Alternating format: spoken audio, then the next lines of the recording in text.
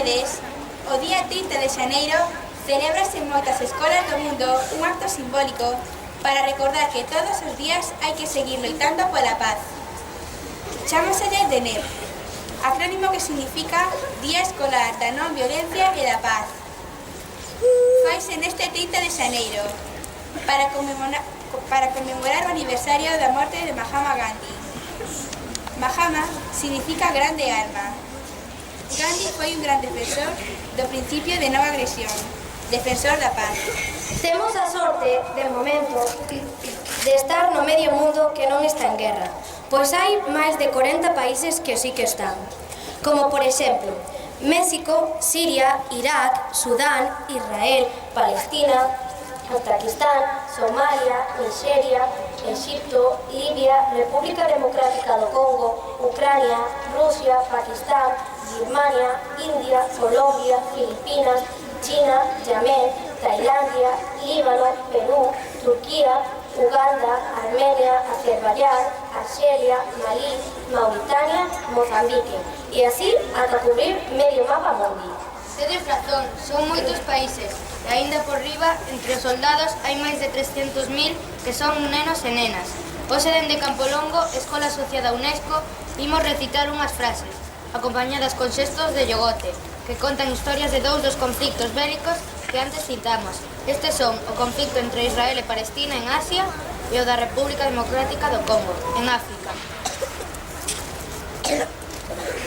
As frases sobre Israel e Palestina son unha de Nelson Mandela e as outras son declaracións da ONU, de representantes que hai neste organismo internacional e que os manifestaron durante estes últimos anos, especialmente no 2014, que foi o Ano Internacional de Solidaridade co pobo palestino.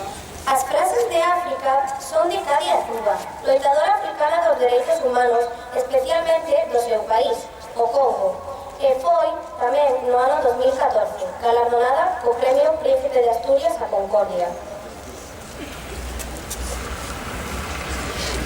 Logo das frases, cantaremos a canción africana Malaika, que no idioma suahili significa anxo, e despois bailaremos coa canción Firewall. Rematamos esta presentación cunha frase de Malala, Premio Nobel da Paz 2015, e que nos recorda o obxectivo máis importante da UNESCO, que é o de Construir a paz na mente dos homes. A frase de Malala di: un neno, un mestre e un libro pode cambiar o mundo. Seguimos coas frases de Yogote, que suba tercero D e se prepare tercero C.